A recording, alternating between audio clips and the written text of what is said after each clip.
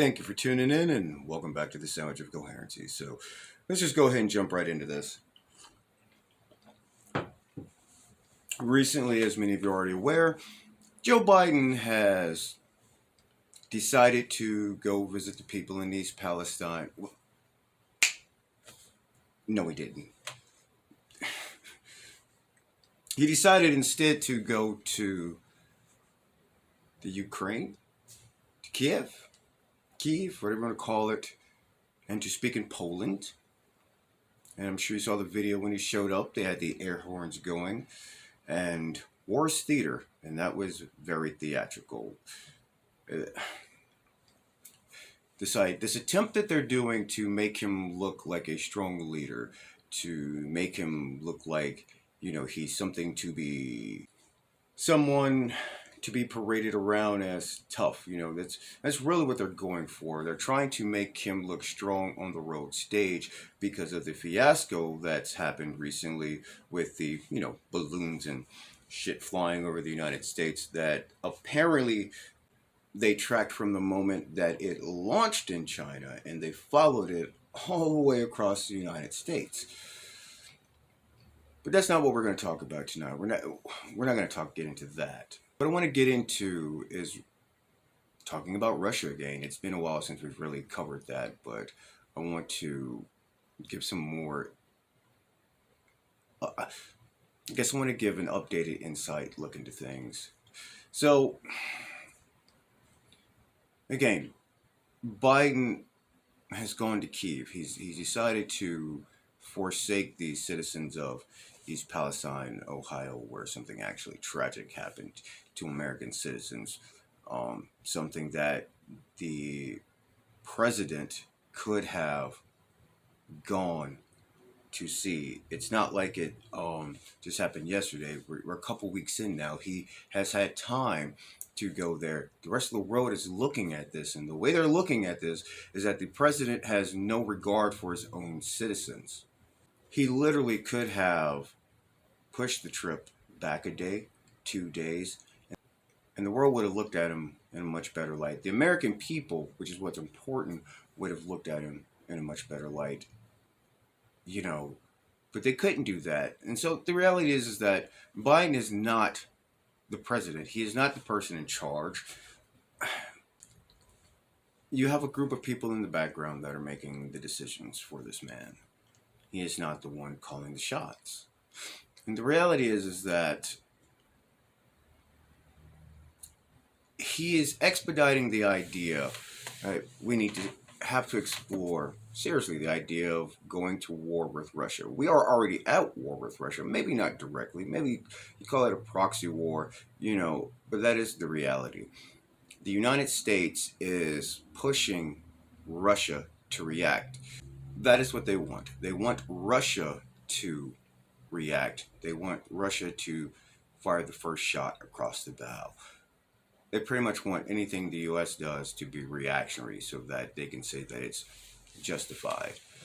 Now, understand, many of you might not be familiar with it, and those of you that are probably haven't even thought about this in a long time, but people forget about the Cuban Missile Crisis. And when we spied Russia attempting to build silos for nuclear missiles in Cuba. And you think about how close Cuba is to the United States, there's a reason why we don't want that. We do not want Russia having nuclear missiles that close to the United States. That's just the fact of the matter. So imagine you're Putin, and this is what a lot of us has forgotten to do as we look at this whole thing is we're not putting ourselves into that position. So understand what I'm saying here. Biden is not a leader. Okay? Now, what I mean by that is a leader, an actual leader, does not want to go to war. He does not want to find himself in a position where he has to send his citizens to die. That is a sign of a true leader. The last resort should be having to send your own citizens to die. The problem with this administration we have is that that's their first thought. Their first thought. This is tragic. I mean, we're continuing to send weapons to Ukraine. How does that look from the other side? We're continuing to send money to fund them to buy whatever it is they're getting, laundering. We're funding the war between Ukraine and Russia. And the problem is that you have to look at it also from the other side, is that it didn't just start now.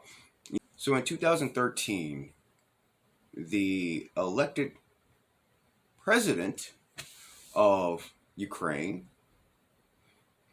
decided not to enter into a deal with the European Union. That would have pushed them one step closer to becoming a part of NATO. And honestly, doing business with the European Union is trash. He decided to enter into a deal with Russia. That happened in 2013. In 2014, the United States, because the leader of Ukraine that was elected by the people didn't do what we wanted. Well, we funded the coup against him. And in 2014, we started that. Now, that led to the massacre in Odessa, which the U.S. was silent about that. Many of you might have missed that, but you had Ukrainian pieces of shit that massacred a whole bunch of pro-Russian people. Understand that the Ukraine invaded its own areas that were pro-Russian because many parts considered themselves to be a part of Russia. That's how they've existed for decades. And, we funded that. So and that started with Barack Obama and Joe Biden. And if Hillary Clinton had won in 2016, it would have continued and it would have popped off and we'd be, who knows where we would be right now. But understand that when Biden became president, he pretty much picked up, right where his former boss left off. And again, I'm trying to help you understand the significance. This is a large thing that's been happening for a while.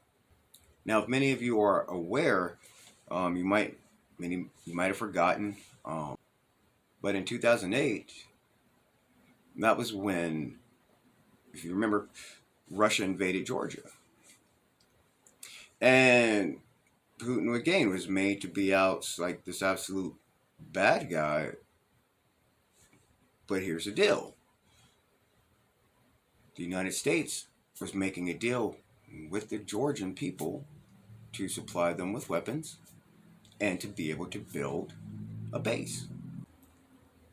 The United States was trying to build bases in Georgia, just like the United States is trying to build bases in Ukraine.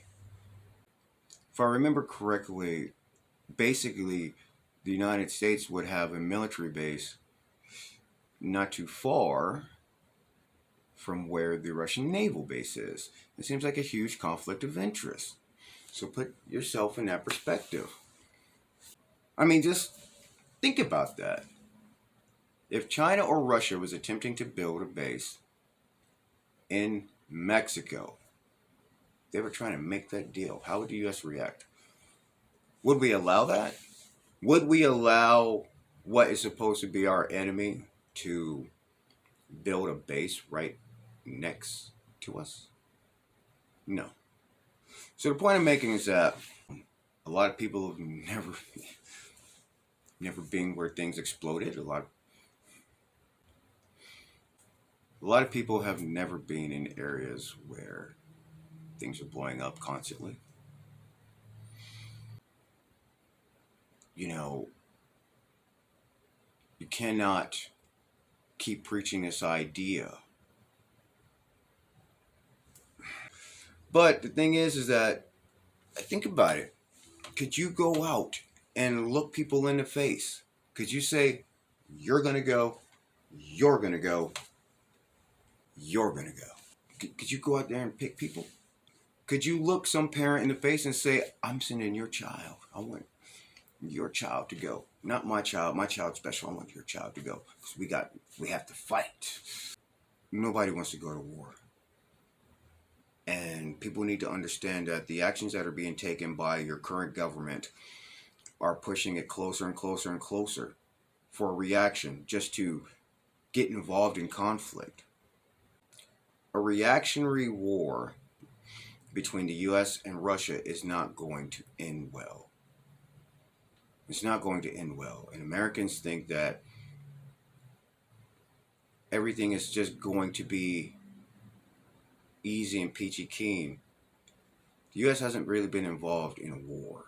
Okay, we've been in conflicts and battles in other countries, but America hasn't really been involved in a war. Do not keep sending money to Ukraine. We're over $100 billion in at this point. That's money that could have been better spent on the American people. Programs and things to help the American people. Quit giving them weapons.